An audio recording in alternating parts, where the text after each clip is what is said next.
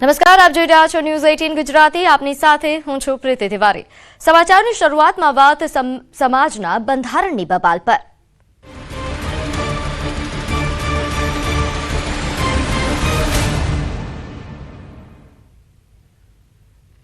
ઠાકોર સમાજના બંધારણ વિવાદ અંગે મોટા સમાચાર છે. લગ્ન પ્રસંગમાં ડીજે અંગે નવો નિર્ણય આવી શકે છે. લગ્નમાં રાસ ગરબા અને ડીજે અંગે નિયમો બદલાઈ શકે. ભાભરમાં ઠાકોર સમાજની સામાજિક બેઠક યોજાઈ રહી છે. સાંસદ ગેનીબેન ઠાકોર પણ બેઠકમાં હાજરી આપશે. ઠાકોર સમાજના બંધારણ મામલે બેઠકમાં ચર્ચા થશે. વાત જાણે એમ છે કે વધતી મોંઘવારીમાં ખોટા ખર્ચા પર બ્રેક લગાવવા માટે ઠાકોર સમાજનું બંધારણ ઘડવામાં આવ્યું. લગ્નમાં ડીજે કે હલ્દી પ્રથા સહિતના વિવિધ નિયમો ઘડવામાં આવ્યા, જેથી ખોટા ખર્ચ પર બ્રેક લાગી શકે. બંધારણ ઘડતા સમયે સમાજના લોકોએ સહમતિ પણ આપી કે અમે સમાજના બંધારણનો ભંગ નહીં કરીએ, અને કેટલાક લગ્ન સમાજના બંધારણને આધીન થયા, તો કેટલાક લગ્ન પ્રસંગમાં વિવાદ પણ સામે આવ્યો. ક્યાંક એવું પણ બન્યું કે ઠાકોર સમાજના આગેવાનના ઘરે જ લગ્ન પ્રસંગમાં ડીજે લાવવામાં આવ્યું હતું, તો બીજી તરફ ક્યાંક ઠાકોર સમાજના કલાકારો કહી રહ્યા છે કે લગ્ન પ્રસંગમાં ડીજે પર પ્રતિબંધ છે, રાસ ગરબા પર નહીં. તો ડીજે પર પ્રતિબંધ ન મૂકવાની પણ માંગ ઉઠી રહી છે.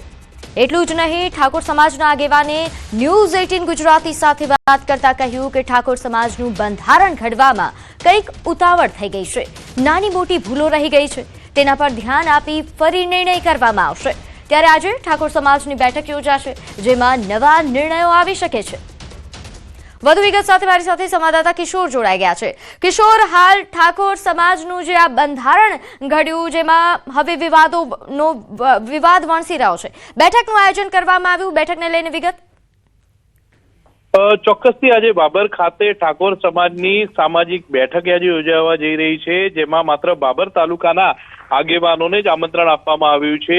અને આ બેઠકની અંદર ગેનીબેન ઠાકોર તેમજ કાંકરેજના ધારાસભ્ય અમૃતજી ઠાકોર સહિત જે ઠાકોર સમાજના જે આગેવાનો છે તે આ બેઠકમાં હાજર રહેશે. આ બેઠકની અંદર જે ડીજેને લઈને વિવાદ વકર્યો છે તેના પર પણ ચર્ચા થઈ શકે છે. તે ઉપરાંત દરેક ગામમાં દારૂબંધી કરવાના આયોજન માટે પણ ચર્ચાઓ થશે.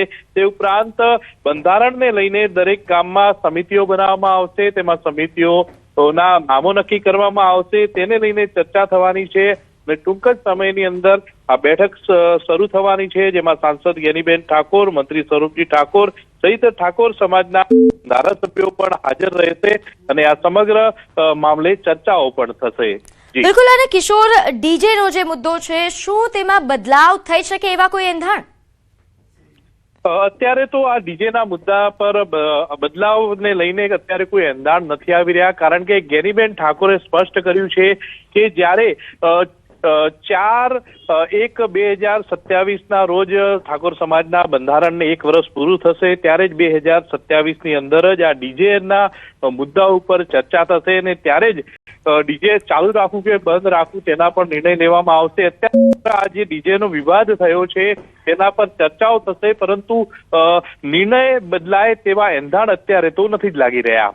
બિલકુલ. અને હાલ જ્યારે આ બેઠકનું આયોજન કરવામાં આવ્યું છે, તમામ દિગ્ગજ આગેવાનો હાજરી આપવાના છે, ત્યારે લોકોનો પ્રતિસાદ કેવો છે આ બેઠકને લઈને? લોકોમાં કેટલો ઉત્સાહ અને કેટલી સંખ્યામાં લોકો પહોંચશે? ચોક્કસથી જે આ બેઠક છે તે અત્યારે બાબર જે તાલુકા પૂરતી રાખવામાં આવી છે, જેમાં બાબર તાલુકાના સમાજના આગેવાનો હાજર રહેશે, તે ઉપરાંત સાંસદ સભ્ય અને ધારાસભ્ય હાજર રહેશે. આ બેઠકને લઈને લોકોમાં ઉત્સાહ તો જોવા મળી રહ્યો છે, કારણ કે જે બંધારણ તો બન્યું છે, પરંતુ હજી સુધી બંધારણના જે અમલ માટેની જે સમિતિઓ રચવાની હતી તે સમિતિઓ બાકી હતી, અને આ સમિતિઓ રચાવાની છે આ બેઠક બાદ, અને આ સમિતિઓને લઈને ચર્ચાઓ પણ થવાની છે. તેને લઈને લોકોમાં અત્યારે ઉત્સાહ જોવા મળી રહ્યો છે કે જે આ બંધારણ બન્યું છે તેનાથી જે ખોટા ખર્ચાઓ છે તેના પર કાપ મુકાયો છે, અને હવે ઠાકોર સમાજ જે છે તે શિક્ષણ તરફ આગળ વધી રહ્યો છે. જી, આભાર માહિતી આપવા બદલ. તો હાલ જે તે સંવાદદાતાએ જણાવ્યું કે બેઠક કે જેમાં દિગ્ગજો હાજર રહેવાના છે, ગેનીબેન હાજર રહેવાના છે, સાંસદ હાજર રહેવાના છે, સાથે ખૂબ મોટી સંખ્યામાં લોકો હાજર રહેશે, કારણ કે સમિતિનું ગઠન થવાનું છે, અને તે બાદ કયા મુદ્દાઓ પર ચર્ચા થશે તેને લઈને વિગતો મળશે.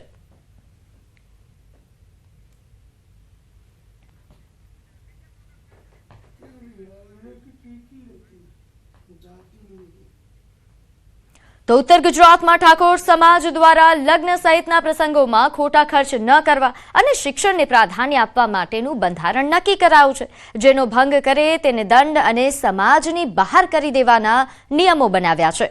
પરંતુ આ બંધારણ માત્ર અઠવાડિયામાં જ મજાક બની ગયું છે. ઠાકોર સમાજના કેટલાક લોકોએ ખુલ્લેઆમ પાટણ, ડીસા બાદ શંખેશ્વરમાં સમાજના નિયમોનો ઉલાળ્યો કર્યો.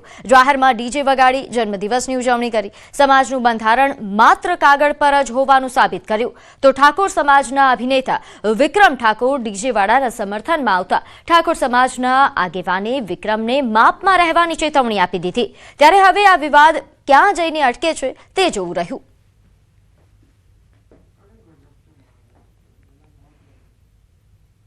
સમાચારમાં આગળ વાત કરીએ. ભર શિયાળે વાતાવરણ પલટાશે. ફરી 2 પશ્ચિમી વિક્ષેપો સક્રિય થશે. ઉત્તર ભારતમાં હિમવર્ષા સાથે વરસાદની આગાહી છે, તો જમ્મુ અને કાશ્મીર, હિમાચલ પ્રદેશમાં વરસાદની આગાહી વ્યક્ત કરવામાં આવી છે. સાથે ઉત્તરાખંડમાં પણ વરસાદ સાથે હિમવર્ષાની આગાહી છે. પર્વતીય પ્રદેશોમાં હિમવર્ષાના કારણે તાપમાન 0થી નીચે. ગુજરાતમાં 4 દિવસ ઠંડીનું જોર રહેશે, તો પાડોશી રાજ્ય રાજસ્થાન સહિતમાં પણ તાપમાન ઘટશે. હવામાન વિભાગના જણાવ્યા અનુસાર 2 પશ્ચિમી વિક્ષેપો સક્રિય થવાના કારણે હવામાન ઝડપથી બદલાઈ રહ્યું છે. આ વિક્ષેપો વાદળો, વરસાદ અને હિમવર્ષા માટે પરિસ્થિતિઓ બનાવે છે. આ મેદાની વિસ્તારોમાં તાપમાન અને પવનની પેટર્નને પણ અસર કરે છે, જેના કારણે દિવસ અને રાત્રિના તાપમાનમાં નોંધપાત્ર તફાવત જોવા મળે છે. ફેબ્રુઆરીમાં બદલાતા હવામાનના કારણે શરદી, વાયરલ તાવ અને એલર્જીનું પ્રમાણ પણ વધી શકે છે. દિવસે ગરમી અને રાત્રે ઠંડી લોકોને બીમાર કરી શકે છે. હવામાન શાસ્ત્રીઓના મતે પશ્ચિમી વિક્ષેપો ઉત્તર ભારતમાં હવામાનને અસર કરતા મુખ્ય પરિબળ છે. તે વાદળછાયું વાતાવરણ, વરસાદ અને હિમવર્ષા સાથે તાપમાનમાં વધઘટનું કારણ બને છે. અને આ વિક્ષેપોની અસર આગામી દિવસોમાં ઉત્તર ભારતના હવામાનમાં ફેરફાર ચાલુ રહેવાની ધારણા છે. નિષ્ણાતો કહે છે કે આગામી 4 દિવસ વધુ અસર રહેશે.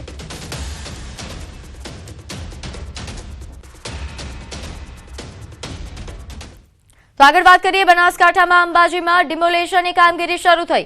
ગેરકાયદેસર દબાણ પર તંત્રનું બુલડોઝર ચાલ્યું. ગબ્બર તળેટીમાં ગેરકાયદેસર દબાણ હટાવાયા છે. વહેલી સવારે 4 દુકાનોને તોડી પાડવામાં આવી. અગાઉ દુકાનોને કોર્ટમાંથી સ્ટે મળ્યો હતો. હાઈકોર્ટે સ્ટે હટાવી લેતા દુકાનો તોડી પડાઈ છે. પોલીસ બંદોબસ્ત સાથે કાર્યવાહી કરવામાં આવી. તો છેલ્લા ઘણા સમયથી અહીં વિવાદ પણ ચાલી રહ્યો હતો. જે દબાણકર્તાઓ છે તેમના દ્વારા હાઈકોર્ટમાંથી સ્ટે માંગવામાં આવ્યો, સ્ટે મળ્યો, પરંતુ હવે હાઈકોર્ટે સ્ટે હટાવી લેતા આ દબાણો દૂર કરવાની કામગીરી કરવામાં આવી. તો આગળ વાત કરીએ. સુરતમાં શેર માર્કેટના રોકાણના નામે લાખોની છેતરપિંડી થઈ. સાયબર ક્રાઇમે મુંબઈથી 2 શખ્સની ધરપકડ કરી છે. ફેક વેબસાઇટ દ્વારા ફરિયાદી પાસેથી પૈસા પડાવ્યા. ફરિયાદી પાસેથી 20 લાખથી વધુ રૂપિયા પડાવ્યા હોવાનો દાવો છે. સાયબર ક્રાઇમે મુખ્ય આરોપીની શોધખોળ શરૂ કરી છે.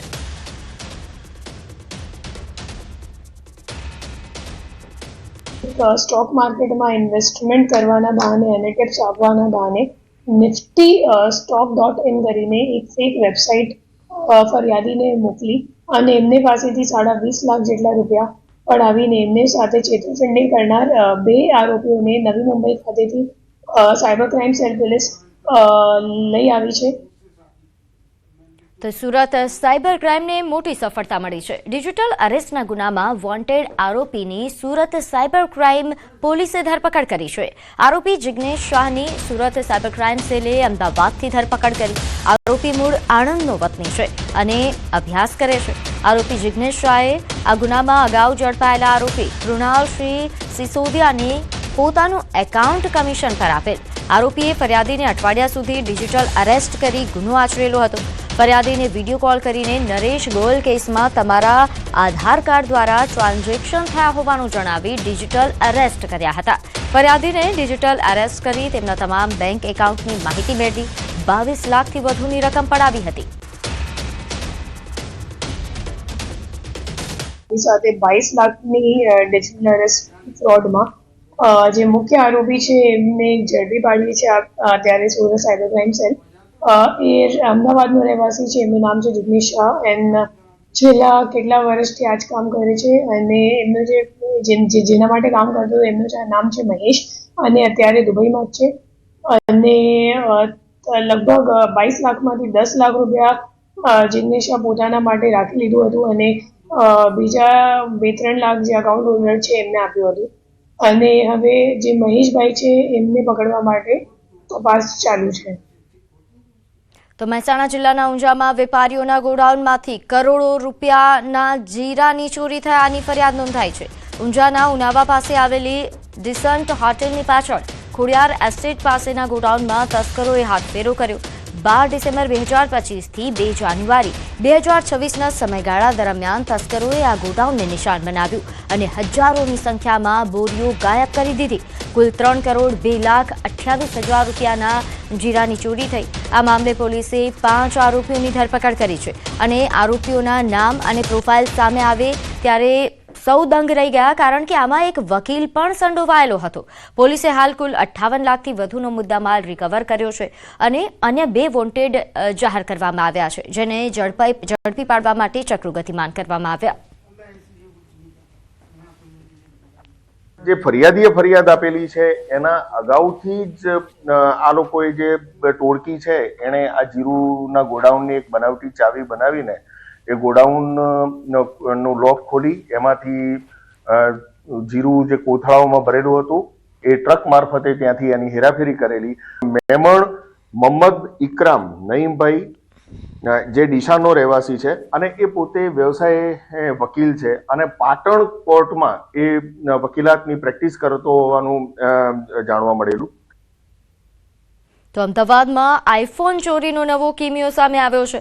ઇન્જેક્શનથી પાર્સલ ખોલીને આઈફોનની ચોરી થતી હતી. પોલીસની હાજરીમાં અસલી ફોન કાઢી નકલી પેક કર્યો. માત્ર 2 જ મિનિટમાં પાર્સલમાંથી ચોરી કરતા હતા. ક્રાઇમ બ્રાન્ચે 5 આરોપીને દબોચ્યા છે. 20,50,000નો મુદ્દામાલ જપ્ત કર્યો છે. તો જે રીતે જોઈ શકો છો આ ડેમોન્સ્ટ્રેશન છે કે કઈ રીતે આરોપીઓ ઇન્જેક્શનથી પાર્સલને 2 મિનિટની અંદર જ ખોલી દેતા હતા અને તેમાંથી અસલી આઈફોન કાઢીને નકલી ફોન રાખી દેતા હતા. અંદાજે 20 લાખથી વધુનો મુદ્દામાલ પોલીસે જપ્ત કર્યો છે અને આ જે નવો કિમિયો છે તેનો પર્દાફાશ થયો છે.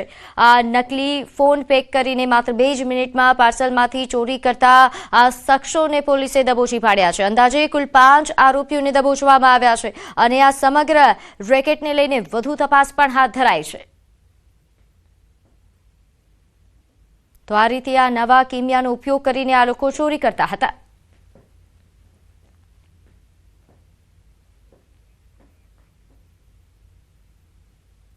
આગળ વાત કરીએ રાજકોટમાં કોંગ્રેસમાં આંતરિક ઘમાસાણ સર્જાયું છે.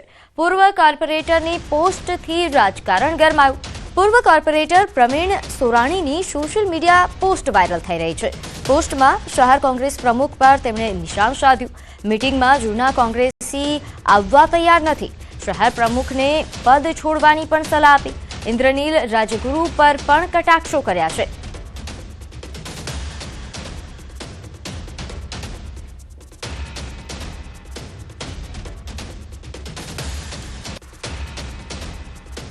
તો પૂર્વ કોર્પોરેટર પ્રવીણ સોરાણીનું નિવેદન, કોંગ્રેસ કાર્યાલય બદલે એ અમારી મુખ્ય માંગ છે. 1 વર્ષથી કાર્યાલય બદલવાની માંગ છે. અમે 25 લોકો છીએ જે કાર્યાલય નથી જતા. કોંગ્રેસ છોડી નથી પરંતુ કાર્યાલય નથી જતું. આજની તારીખે પણ અમે સતત પ્રમુખશ્રીને હું સતત રજૂઆત કરતો આવું છું કે ભાઈ ત્યાં કાર્યાલય બદલાવો અને અમને ત્યાં જવા રાજી નથી અમે, કારણ કે ત્યાં અમને હળદૂત કરીને કાઢી મૂકે છે અને અમારી કોઈ વાત સાંભળવામાં આવતી નથી. પ્રમુખને અમે અવારનવાર રજૂઆત કરી છે. એટલે કોંગ્રેસ પ્રમુખની કાર્ય પદ્ધતિ સામે અમારો વાંધો છે. કોંગ્રેસ સામે કોઈ વાંધો નથી મારો. તો શહેર કોંગ્રેસ પ્રમુખ રાજદીપસિંહ જાડેજાનું નિવેદન કે અમે આ બાબતમાં ગંભીર નોંધ લીધી છે. અમે આગામી સમયમાં કાર્યવાહી કરીશું. કોંગ્રેસના જે કાર્યક્રમો આપું છું બધાને સાથે રાખીને આપું છું અને આપે જે કોર્પોરેટરની વાત કરી એ કોઈ પણ સંજોગે જે પાર્ટીના પ્લેટફોર્મ ઉપર જે વાત કરવાની હોય એ ચોથી જાગીરની સામે જો વાત થતી હોય તો ગંભીરતાથી આની રાજકોટના શહેર પ્રમુખ તરીકે હું એમની નોંધ લઈશ અને એમને જે વર્તન કર્યું છે અને જે મેસેજ દીધો છે એ મેસેજ ઉપર અમે પગલાં પણ આવનારા દિવસોમાં લેશું. તો આગળ વાત કરીએ, હું નાથુરામ ગોડસે આ નાટકનો વિરોધ યથાવત છે. જામનગરમાં આ નાટકનો વિરોધ કરવામાં આવશે. NSUI પ્રદેશ અધ્યક્ષ નરેન્દ્ર સોલંકીનું નિવેદન સામે આવ્યું છે કે જો નાટક ભજવાશે તો રાજકોટ વાળી થશે. આતંકવાદી વિચારધારા ધરાવતા નાથુરામ ગોડસેનું નાટક ગાંધીજીની વિચારધારાને ખતમ કરવા અને નીચા દેખાડવાનો પ્રયાસ છે. જામનગરમાં આ નાટકનો વિરોધ કરવામાં આવશે અને આ યુવાનો ગાંધીજીની વિચારધારા માનીએ છીએ પણ ન સમજે તો ભગતસિંહની વિચારધારા પણ માનીએ છીએ તેવા પ્રકારનું તેમનું નિવેદન છે. જામનગર અને અમદાવાદમાં પણ હોલમાં જઈને વિરોધ કરવામાં આવશે તેવી માહિતી આપી. કે ખૂબ જ એગ્રેસિવલી આ નાટક બંધ કરાવવાનું કામ કર્યું હતું. આ જ નાટક કંપની દ્વારા ફરી આજે જામનગર અને આવતીકાલે અમદાવાદમાં પણ આ પ્રકારના નાટકો છે. ત્યારે હું આ પ્રેસ મીડિયાના માધ્યમથી હું આપને કહેવા માંગુ છું કે અમે બે વિચારધારામાં માનનારા લોકો છે, આજની યુવા પેઢી છે. ત્યારે હું યુવાન તરીકે કહું છું કે અમે ગાંધીજીની વિચારધારા માનીએ અને ગાંધીજીની વિચારધારાથી જો ન માનતા હોય તો ભગતસિંહની વિચારધારા પણ અમે યુવાનો અપનાવવા માટે. સમાચારોમાં હાલ સમય થયો છે એક નાનકડા વિરામનો.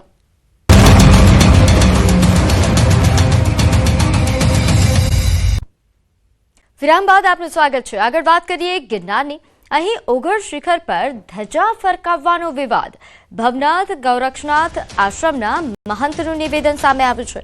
ધર્મની શ્રેષ્ઠતા દેખાડવા માટે બીજાના સ્થાન પર જઈ વિકૃતતા અને ઉગ્રતા દેખાડવી તે મોટામાં મોટો દોષ છે.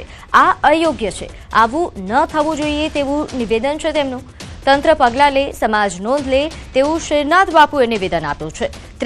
તેવડ હોય તો બીજા સ્થાને જઈને ફરકાવી બતાવો, આવા પ્રકારનું તેમનું નિવેદન સામે આવ્યું છે. આ શક્તિનો દુરુપયોગ અયોગ્ય ઠેકાણે કરવો અને હિન્દુ સનાતન ધર્મને ઠેસ પહોંચે તેવું ન કરવું જોઈએ. પોતાના ધર્મની શ્રેષ્ઠતા દેખાડવા માટે બીજાના સ્થાન ઉપર જઈ અને આવી વ્યગ્રતા અને ઉગ્રતા દેખાવી એ મોટામાં મોટો દોષ છે. આને માટે તંત્રએ પણ પગલાં લેવા જોઈએ, સમાજે પણ નોંધ લેવી જોઈએ કે પોતાનો ધર્મની મહાનતા દર્શાવવા માટે બીજાના સ્થાન ઉપર જઈ અને આપણે પોતાની ધજા લહેરાવી. શક્તિ હોય તો જાઓ ને, પાકિસ્તાનોના ઘણા બીજા આસ્થાનો છે, ત્યાં જઈને તમારી ધજા ફરકાવી શકો છો ને. તમારી અંદર ખૂબ જ શક્તિ રહેલી છે. માનવ ખૂબ શક્તિશાળી છે, પણ તે શક્તિનો દુરુપયોગ અયોગ્ય ઠેકાણે અને હિન્દુ સનાતન પરંપરાને ઠેસ લાગે એવી રીતે ન કરવો જોઈએ.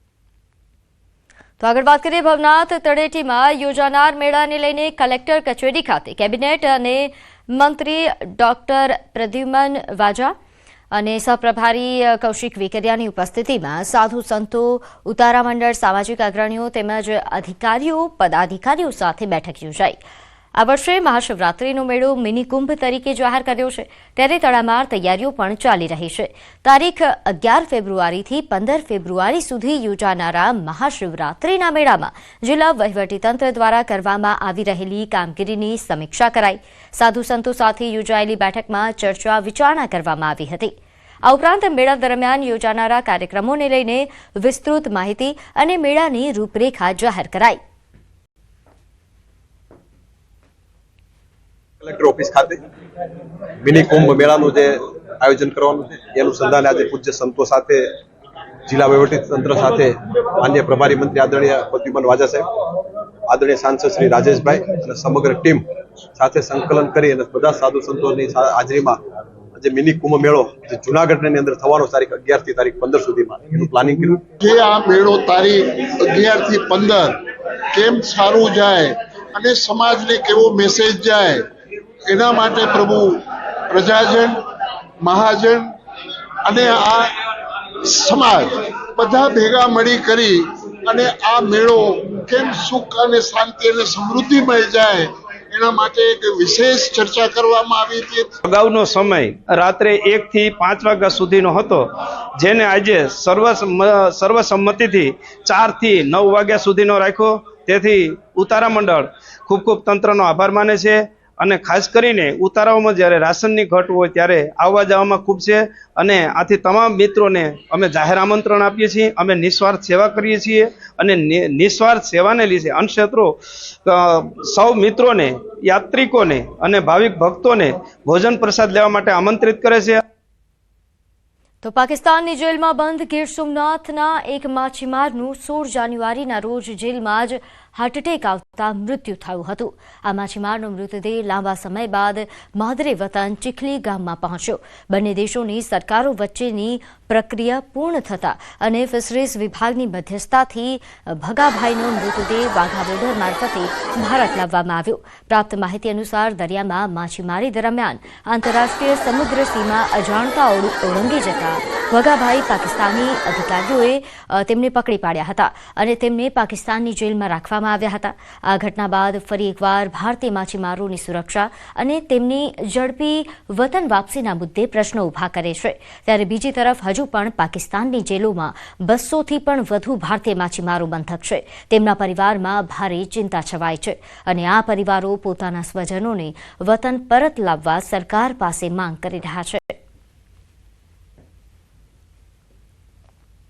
છેલ્લા 5 વર્ષથી 5 જણા પાકિસ્તાનની જેલમાં પકડાયેલા. અંદાજે 1.5 મહિના પહેલા એક સોશિયલ મીડિયામાં વિડીયો વાયરલ થયો હતો.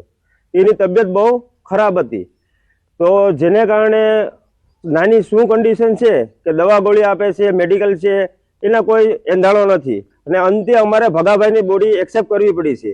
તો સરકારશ્રીને અમારી એવી રજૂઆત છે કે અમારા ગામના છેલ્લે આ 4 જણા છે એને વહેલી તકે છોડાવવામાં આવે અને પરત ચીખલી ગામ મોકલવામાં આવે.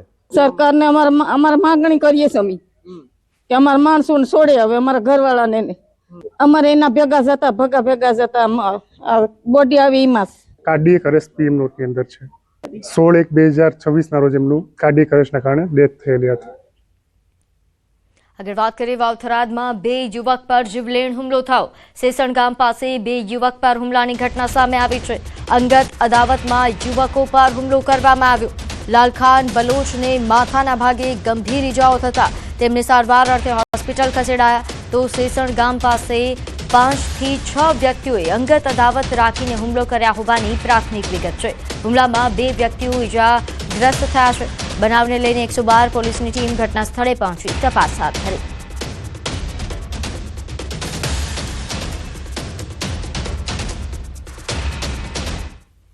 સમાચારોમાં હાલ બસ આટલું જ. આપ જોતા રહો ન્યૂઝ 18 ગુજરાતી. નમસ્કાર.